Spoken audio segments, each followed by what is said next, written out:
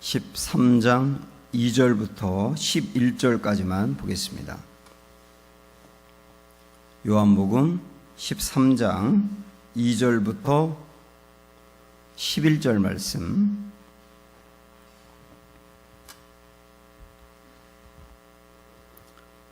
마귀가 벌써 시몬의 아들 가룟 유다의 마음에 예수를 팔려는 생각을 넣었더라.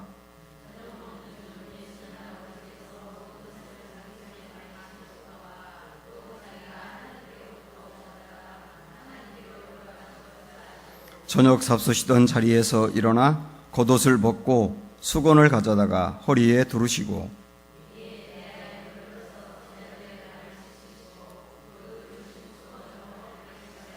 시몬 베드로에게 이르시되 시몬 베드로에게 이르시니 베드로가 이르되 주여 주께서 내 발을 씻으시나이까.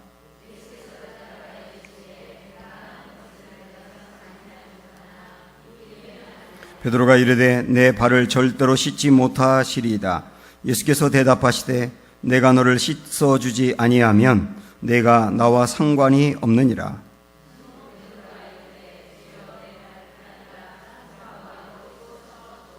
예수께서 이르시되 이미 목욕한 자에게 자는 발밖에 씻을 필요가 없느니라. 온몸이 깨끗하니라. 너희가 깨끗하나 다는 아니니라 하시니 이는 자기를 팔 자가 누구인지 아심이라. 그러므로 다는 깨끗하지 아니하다 하시니라. 아멘. 네, 지금 우리가 보고 있는 이 요한복음 13장부터 16장까지는 예수님이 잡히시기 하루 전날 있었던 얘기예요. 그러니까 하루 동안에 있었던 얘기가 요한복음의 4장을 구성하고 있다는 거, 여러분 이걸 참고로 좀 아시고요. 지난 시간에 우리가 13장 1절 한 절만 가지고 말씀을 나누었었는데 다시 한번 보세요. 1절 말씀에 보면 6월절 전에 예수께서 자기가 세상을 떠나 아버지께로 돌아가실 때가 이른 줄 아시고 세상에 있는 자기 사람들을 사랑하시되 끝까지 사랑하셨다. 이 말씀이 참 귀했지 않습니까? 끝까지 사랑했다. 기억나세요? 끝까지 사랑했다는 게 어떤 의미라고 그랬죠? 첫째는 완벽하게 사랑했다. 둘째는 영원토록 사랑했다. 이런 의미가 있어요. 그리고 1절에서 그렇게 끝까지 사랑하셨다는 말씀을 밝히고 2절부터 나오는 말씀이 우리 예수님이 끝까지 사랑한 모습과 증거를 보여주고 있는 겁니다. 그게 이제 오늘 우리가 읽은 말씀은 예수님이 제자들의 발을 닦아준 거죠. 그러면 우리가 이렇게 이제 연결해 볼 수 있어요. 우리 예수님이 끝까지 사랑하신다고 했는데 제자들의 발을 닦아줬는데 예수님을 팔려고 하는 생각을 가지고 있는 가룟 유다의 발까지 닦아줬구나. 그렇게 하심으로 끝까지 사랑하는 모습을 보여주었구나. 이렇게 깨달을 수 있습니다. 그리고 이 본문의 말씀, 특별히 오늘 읽지 않았습니다마는 20절까지 나오는 말씀을 보면 우리 예수님이 내가 너희의 발을 닦아준 것처럼 너희도 다른 사람의 발을 닦아줘라 이런 말씀을 하셨지 않습니까? 그래서 만약에 2절부터 20절까지의 말씀을 가지고 여러분이 큐티를 하신다면 상당히 많은 분들이 거의 이렇게 큐티를 합니다. 예수님이 섬기신 것처럼 나도 섬겨야 되겠다. 그래서 회사에서 말썽 피우는 사람 혼내지 않고 그 다음에 밑에 있는 사람에게 잘해주고 교회에서 화장실 청소도 하고 주차 봉사도 해야 되겠다. 이렇게 적용을 해요. 참 좋은 적용입니다. 그러나 우리가 이 본문의 말씀을 나도 예수님처럼 낮아져서 섬겨야 되겠다 하는 정도로 의미가 끝나지 않아요. 우리가 지금 생각하는 것보다 훨씬 깊은 의미가 있는 말씀이라 그 뜻이에요. 그래서 예수님이 제자들의 발을 하나하나 일일이 닦아주다 보니까 그때 베드로 차례가 됐을 때 베드로가 주님이 제 발을 닦지 못합니다. 굉장히 예의가 있는 거죠. 다른 제자들은 그냥 가만히 닦아줄 때까지 있었는데 베드로는 저의 발은 닦아주지 못합니다 하고 거절을 했어요.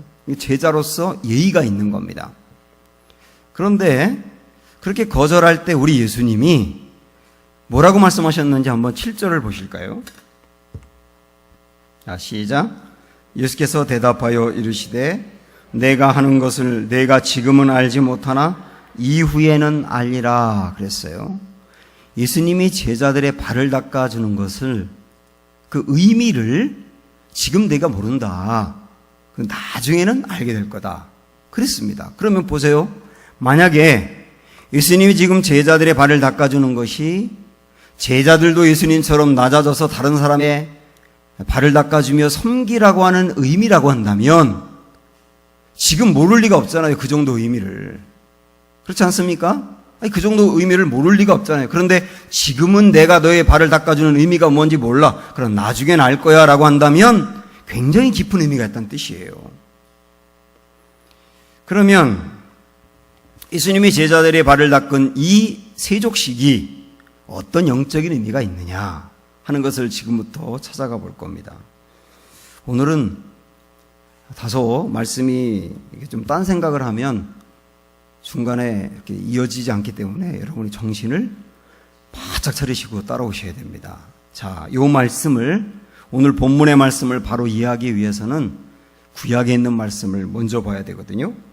출애굽기 21장으로 가보십시오.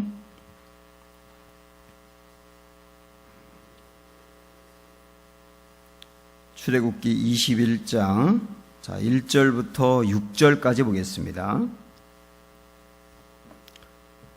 이 출애굽기 21장에 나오는 이 말씀은 하나님이 이스라엘 백성들에게 준 율법이에요. 율법 중에 하나인데 특별히 그 종으로 있는 사람들을 자유하게 해주는, 자유의 신분을 주는 것과 관련된 율법입니다. 그래서 이 말씀은 이스라엘 공동체 안에서는 일종의 사회법이었었거든요. 근데 이 사회법이 우리 예수님과 연관되는 말씀이에요. 자, 일단 읽어봅니다. 천천히 1절부터 시작. 내가 백성 앞에 세울 법규는 이러하니라. 내가 히브리 종을 사면 그는 6해 동안 섬길 것이요 7해째는 몸값을 물지 않고 나가 자유인이 될 것이며. 자, 첫 번째 이걸 기억하셔야 됩니다.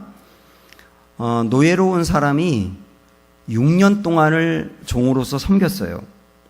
그러면 6년 동안 섬기면 7년째 되는 해에 풀어주라는 거예요. 자유의 신분을 주라, 이렇게 말씀합니다. 여기서 이 사람이 6년 동안 종으로 있다가 7년째 풀려난다는 거는 그냥 횟수로 6년, 7년 땐 자유함, 이렇게 횟수로만 규정한 게 아니고 이 사람이 종으로서 주인을 잘 섬겼기 때문에 자유인이 될 만한 자격을 갖추었다는 뜻이에요. 그 자격을 갖추었기 때문에 풀어주라, 그런 의미입니다. 그 다음에 3절로 가보세요. 시작. 만일 그가 단신으로 왔으면 단신으로 나갈 것이요 장가 들었으면 그의 아내도 그와 함께 나가려니와. 이 두 번째 생각할 게 뭐냐면 그 종이 주인한테 올 때 그냥 혼자 왔어요. 그러면 혼자 내보내라. 근데 올 때 이미 결혼한 상태였기 때문에 아내를 데리고 왔다면 그 아내와 함께 자유의 신분을 줘서 내보내라, 그렇게 말씀하고 있는 겁니다. 그런데 그 다음 말씀을 보면은 이제 이 사람이 혼자의 몸으로 왔는데 종으로 6년 동안 있으면서 결혼을 했어요. 그럴 수 있잖아요. 결혼을 했고 또 아이를 낳았다고 생각을 해보세요. 이럴 경우는 어떻게 되느냐? 이런 경우는 두 가지 중에 하나를 선택해야 합니다. 자, 이제 보세요. 4절. 만일 상전이 그에게 아내를 주어 그의 아내가 아들이나 딸을 낳았으면 그의 아내와 그의 자식들은 상전에게 속할 것이요 그는 단신으로 나갈 것이로되. 그러니까 이 사람은요 혼자의 몸으로 왔는데 종으로 있으면서 주인의 도움을 받아 결혼을 했어요. 그리고 아들을 낳고 딸을 낳았어요. 그럴 경우는 어떻게 하라고요? 아들, 딸을 놔두고 자기 혼자 나가라고요. 그러면 자기 혼자는 자유의 신분이 되는데 두고 그냥 가는 처자식은 영원히 노예가 되는 거예요. 고민이 되겠죠. 여러분이 그 종이라고 하면 어떻게 하시겠어요? 내가 자유하는 길을 선택하며 내 처자식은 종으로 놔주고 헤어질 겁니까? 그런 놈도 있겠죠. 그런데 그 다음 또 다른 길이 있어요. 나 그렇게 못하겠다 할 경우는 어떻게 되느냐. 5절 보세요. 이제 시작. 만일 종이 분명히 말하기를 내가 상전과 내 처자를 사랑하니 나가서 자유인이 되지 않겠노라. 나 그렇게 못하겠다. 아니 처자식이 있는데 내가 어떻게 나 혼자 자유인이 되냐. 그렇게 못하겠다라고 한다면 어떻게 하느냐. 6절. 상전이 그를 데리고 재판장에게로 갈 것이요 또 그를 문이나 문설주 앞으로 데리고 가서 그것에다가 송곳으로 그의 귀를 뚫을 것이라. 그는 언제까지요? 종신토록 그 상전을 섬기리라.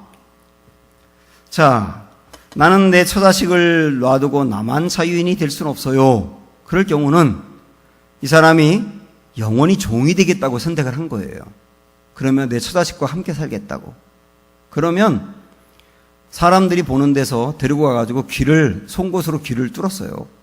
그리고 여기다가 뭐 귀걸이나 뭐 그런 걸 했겠지요. 그러면서 영원토록 이 사람은 종이 된 흔적을 남겼다는 거예요. 물론 오늘 말씀에는 이렇게만 나와 있습니다만은 이 이제 유대인들의 어떤 그 규례가 이제 기록되어 있는 그 기록들을 보면 거기에 보면 이렇게 자기가 자유인이 될 수 있는데도 불구하고 계속 영원토록 종으로 있겠다고 하면 이전과는 다르게 대우했대요. 그렇다고 완전히 이 상전의 가족은 아니지만 진짜 식구처럼 자유인이 또 아니지만 많은 자유를 주면서 그렇게 함께 살았다는 겁니다. 이게 오늘 출애굽기 21장에 있는 말씀입니다. 자, 그러면 이 출애굽기 21장에 있는 이 종과 관련되어서 기록된 이 율법은 지금 사실 우리와는 아무 상관이 없어요. 우리는 뭐 이런 뭐 노예제도가 있는 것도 아니고, 그래서 우리가 이 말씀을 그냥 표면적으로 보면 이때는 그런 게 있었나 보다. 그러고 말지. 이게 여러분에게 무슨 의미가 있으세요? 별로 의미가 없지 않습니까? 이때 당시엔 이런 법이 있었나 보다. 그리고 끝난다면 우리에게 별로 의미가 없단 말이에요. 그런데 구약은 상당히 많은 말씀이 앞으로 오실 예수님에 대해서 미리 보여주고 있다는 것을 여러분 꼭 기억하셔야 합니다. 그래서 구약에서 예수 그리스도를 찾는 작업이 아주 중요한 성서 해석이에요. 그래서 구약의 곳곳에 숨어 있고 거기에 진리로 이렇게 감춰져 있는 말씀들을 우리가 캐내어서 거기서 예수님의 보화를 찾아내는 것이 성경학자들이 하는 일이고, 또 우리가 그런 것을 깨닫는다면 굉장히 귀한 진리가 된단 말이죠. 만약에 구약에 있는 말씀이 우리 예수님과 아무런 연관이 없다 그럴 때는 사실 그 말씀을 우리가 읽지 않아도 돼요. 예수님과 연관이 있기 때문에 구약이 의미가 있는 거예요, 사실은. 그렇다고 한다면 이때 당시에 있었던 하나의 율법이었나 보다, 그때 당시에 사야법이었나 보다 하고 그냥 지나갈 수 있는 이 말씀이지만, 이 말씀에서 놀라운 사실은 뭐냐면 우리 예수님을 미리 보여주고 있다는 거예요. 그래서 우리는 요 출애굽기 21장에 지금까지 제가 좀 구체적으로 살펴본 이 말씀에서 우리 예수님과 어떻게 연결될 수 있는지를 찾아보셔야 됩니다. 자, 아까 제가 여러분과 나누었기 때문에 이제 말씀을, 출애굽기 21장에 있는 말씀을 생각하시면서 이제 말씀을 들어보세요. 아까 출애굽기 21장에서 제일 먼저 우리가 생각했던 건 뭐냐면, 이 종이 6년 동안 종노릇하고 하면 7년째 되는 해에 자유의 신분을 준다 그랬죠. 근데 이 6년이 다만 햇수로 6년이 아니고 뭐라 그랬어요? 5분 전에 말씀드렸잖아요. 이 단지 햇수로 6년을 채웠다가 아니라 자유인이 되기 위한 자격을 갖추었다가 중요하다고 말씀드렸잖아요. 자격을 갖추었다. 자, 이 말씀처럼 우선 우리 예수님은 이 땅에 종으로 오셨거든요. 우리 예수님에 대한 호칭은 아주 많습니다. 우리 예수님은 물론 하나님이시고요, 왕이고 제사장이고 예언자이고 길이요 진리요 생명이 되시고 굉장히 많은 예수님을 표현할 수 있는 이름이 있는데, 그런데 성경에서 구약도 그렇고 굉장히 많은 부분에서 예수님에 대해서 뭐라고 표현하고 있냐면 하나님의 종이라고 표현하고 있습니다. 그러니까 우리 예수님이 하나님의 뜻을 따라 산다는 측면에서 종이라고요. 특별히 우리 예수님이 하나님의 종이라고 하는 것을 여러 번 밝혀주는 본문이 이사야서거든요. 이사야서 말씀 중에 대표적으로 42장 1절에 보면 우리 예수님을 미리 보여주면서 그분은 종이라고 말씀했어요. 그러니까 메시아로 오실 분이 종이라 말씀하고 있다고요. 그러니까 우리 예수님은 이 땅에 그런 측면에서 보면 종으로 오신 거예요. 그래서 뒤에 조금 여러분 넘어가서 여기 지금 이제 다시 우리 출애굽기 21장 왔다 갔다 하긴 할 건데, 빌립보서 말씀으로 2장을 한번 가보시면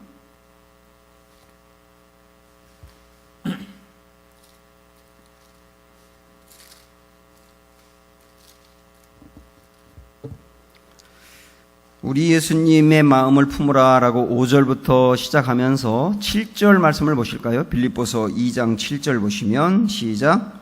오히려 자기를 비워, 그 다음 뭐라고 말씀해요? 종의 형체를 가지사 사람들과 같이 되셨고, 이렇게 말씀했지 않습니까? 그러니까 우리 예수님이 하나님이신데 하나님으로서의 그 영광을 비워내시고 인간이 되셨는데 그 인간이 되신 것을 그냥 인간이 되셨다고만 말하지 않고 뭐라고 표현한다고요? 종의 형체를 가졌다고 표현하고 있어요. 그러니까 우리 예수님은 이 땅에 종으로 오신 겁니다. 종으로 오셨는데 우리 예수님이 이 땅에 오셔서 종으로 사시는 동안 우리 예수님은 율법 아래에 있었던 분이에요. 그 말은 뭐냐면 우리 예수님도 율법을 지켜야 될 의무가 있었고, 율법을 어긴다면 예수님은 죄인이 되는 것이고, 그렇지 않습니까? 예수님이라고 율법 어기면 죄인이 아닌가요? 죄인이죠. 그래서 우리 예수님도 율법에 얽매여 있고 율법을 지켜야만 하는 율법 아래에 있는 분으로 사셨다고요.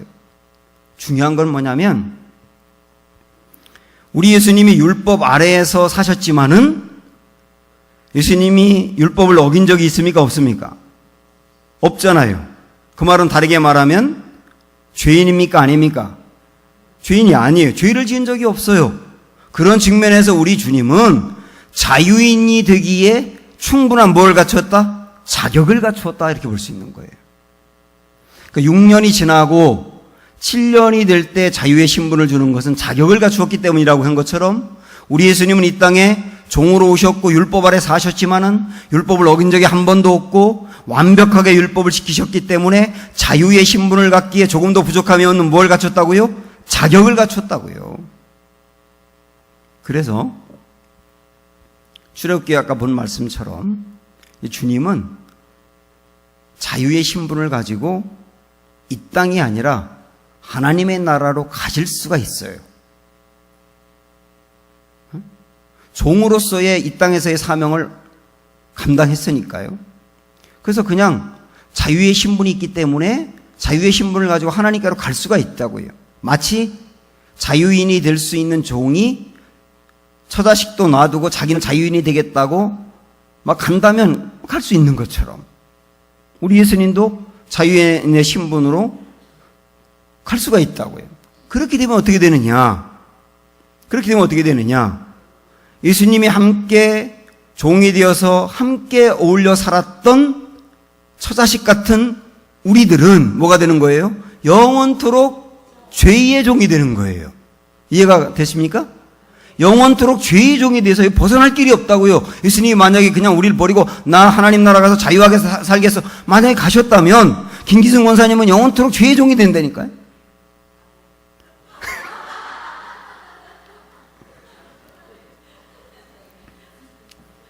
노맨이죠, 노맨.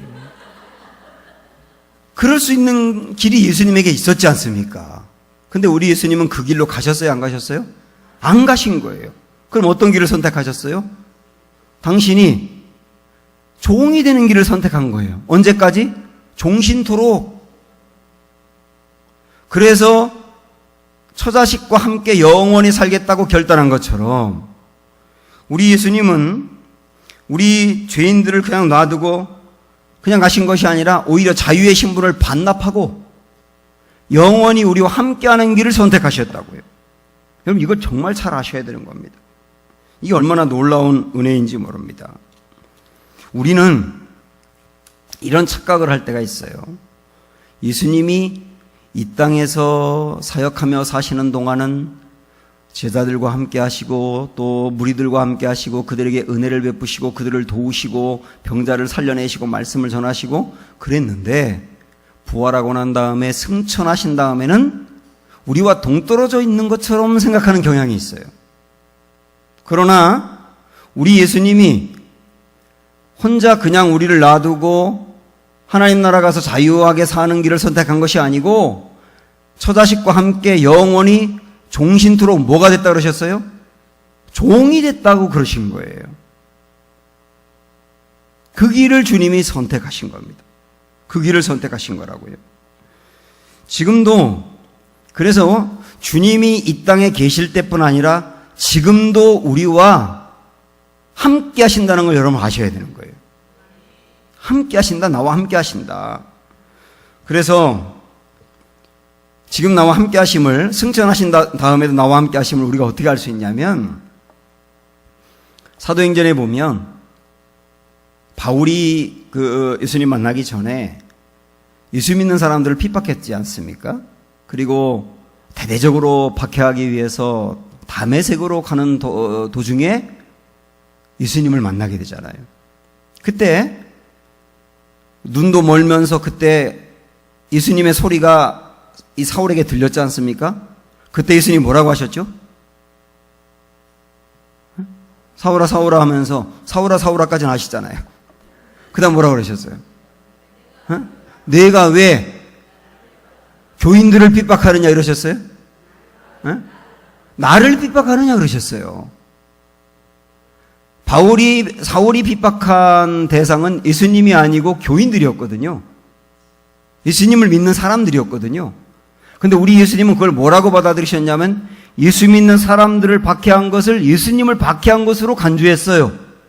그 말은 뭐냐면 예수 믿는 사람들, 예수 믿다가 박해를 당하는 사람들의 아픔을 예수님도 똑같이 아파했다는 거예요.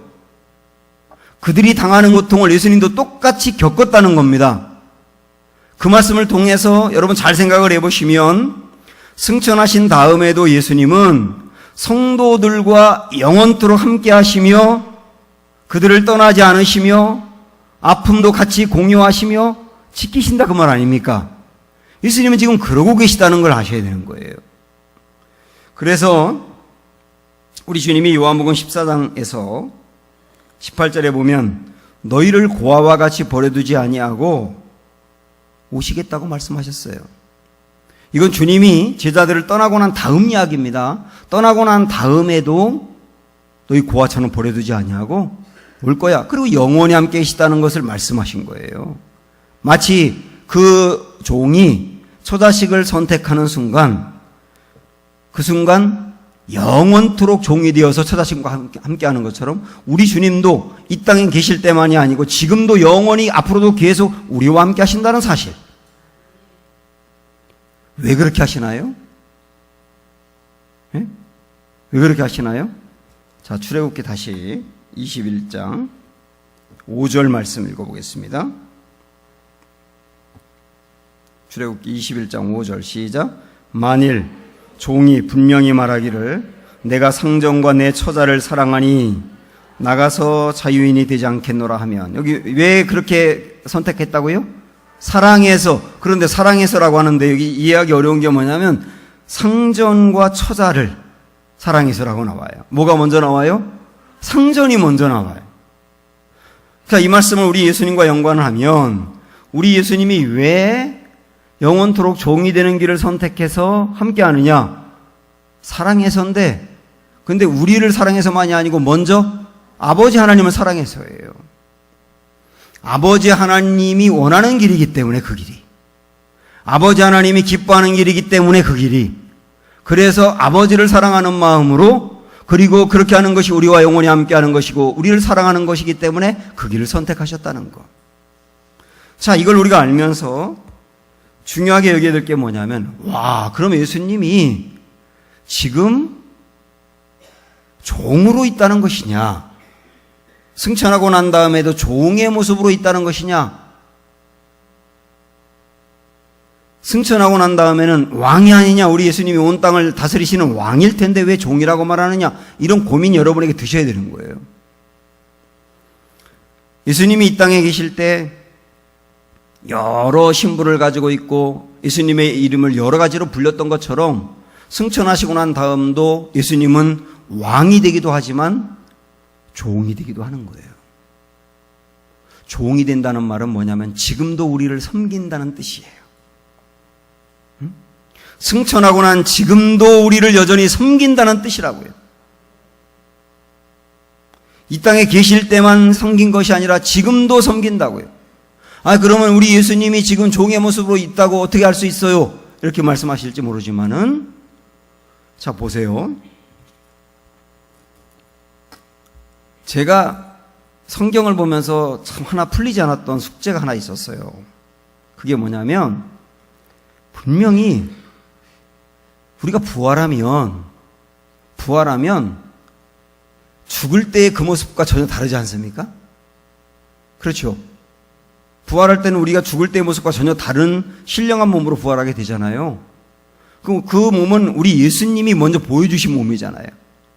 그런데 우리 예수님이 도마에게 예수님인 걸 보여주기 위해서 도마야 이리 와서 내 손에 있는 못자국을 만져봐 그랬어요.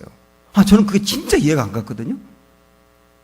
왜냐하면 우리 예수님이 부활을 했다면 이전에 못자국이 있는 게 없어야 되잖아요.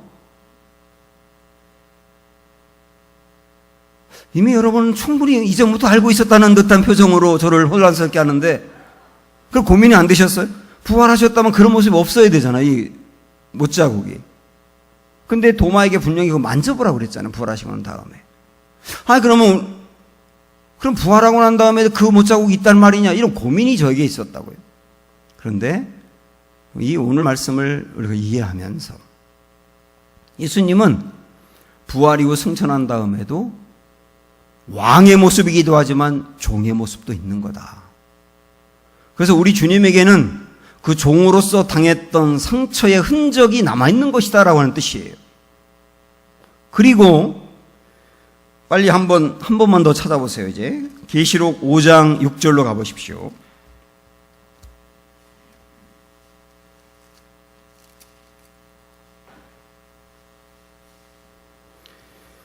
계시록 5장 6절 말씀을 보면 거기에 하나님의 나라의 모습이 보이는데요. 하나님의 나라에서 예수님의 모습이 보입니다. 근데 예수님의 모습이 어떤지를 보세요. 6절 시작. 내가 또 보니 보좌와 네 생물과 장로들 사이에 한 어린 양이 서 있는데, 이 한 어린 양이 누구예요? 예수님이죠. 틀림없죠. 근데 예수님 모습이 어떠냐면 일찍이 죽임을 당한 것 같더라 이렇게 나와 있어요. 하나님 나라에서 보이신 예수님의 모습 중에 죽임을 당한 것 같은데 일찍이 죽임을 당한 것 같더라. 그 말은 뭐냐면 우리 예수님에게 어떤 고통을 당했던 흔적이 있었다는 뜻이에요. 그 말은 뭐냐면 지금도 우리 예수님은 하나님의 나라에서도 여전히 어떤 경우 종의 모습으로 존재하신다 그 뜻이에요.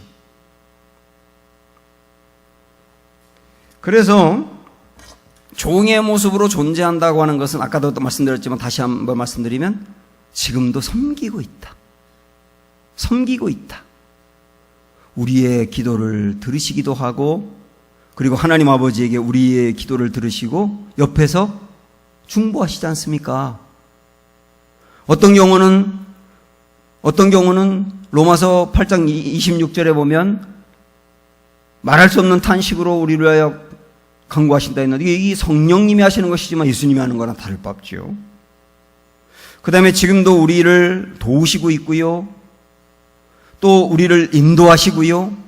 이런 일들을 계속한다는 것은 뭐냐면 지금도 우리를 섬긴다는 뜻이에요. 여기까지 기억하면서 이제서 오늘 본문으로 왔습니다. 자, 예수님이 제자들의 발을 닦은 거와 이제 연관해서 정리를 해보셔야 돼요. 예수님은 제자들의 발을 닦은 게 아까 제가 서두에 언제라고 말씀드렸습니까? 돌아가시기 하루 전. 그 말은 뭐냐면 이미 예수님이 이 땅에서 하셔야 될 모든 사역을 다 마치고 십자가만 남았지만, 그 말은 뭐냐면 종으로서 이 땅에 오시고 그 모든 6년을 채우고 이제 종으로서의 아름다운 모습을 사셨기 때문에 우리 예수님에게 자유인의 자격이 갖춰져 있다, 이렇게 볼 수가 있는 거죠. 그 말씀은 모든 사역을 마쳤으니까요. 근데 그 다음에 우리 예수님이 자유의 신분을 얻었기 때문에 자유하기 위해서 버리고 떠나신다면 역시 우리는 영원히 종이 될 수밖에 없었다. 아까 그 말씀 드렸지 않습니까? 그런데 주님이 그 길을 걷지 아니하며 이 이후에 십자가의 길을 걸으심으로 말미암아 종으로서의 완성을 이루고 당신의 목숨을 내어주는 데까지 나가면서 완벽한 종의 모습으로 사신 거예요. 우리를 살리기 위해서 당신의 모든 목숨을 다 내어놓았으니까요. 그리고 그걸 끝나는 것이 아니고 제자들의 발을 닦아준 섬김은 어떻게 연결되느냐 하면, 제자들의 발을 닦아준 것이 이게 굉장히 깊은 의미가 있다고 말씀드렸지 않습니까? 그 의미가 뭐냐면 내가 너희와 헤어져도 하나님의 나라에 가도 승천해도 그 이후에 영원토록 종이 되어서 너희를 섬기리라 라고 하는 것을 미리 보여준 일이에요. 그래서 제자들의 발을 닦았다, 그 말이 우리도 예수님처럼 발 닦아야지 라고 적용할 수 있는 정도가 아니라 영원토록 종이 되어서 우리와 함께하며 우리를 섬기며 우리를 인도하며 우리에게 도움을 주겠다고 주님이 미리 선포한 일이 세족식이다, 그 말이에요. 이 사실을 여러분 알 때 이 13장에 있는 예수님이 제자들의 발을 닦아준 것이 얼마나 놀라운 의미가 있는지를 깨달아 알 수가 있는 거예요.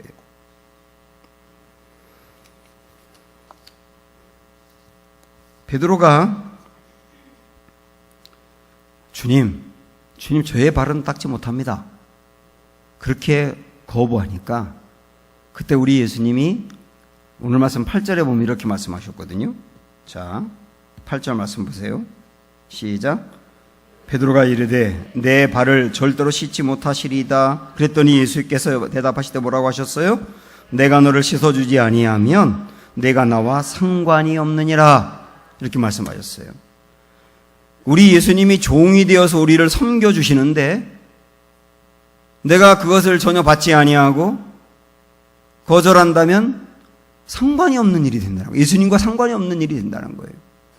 우리 예수님이 십자가에서 나를 위하여 당신의 몸을 완전히 종처럼 섬겨주셨는데, 당신의 몸을 드렸으니까 이만한 종이 어디 있어요?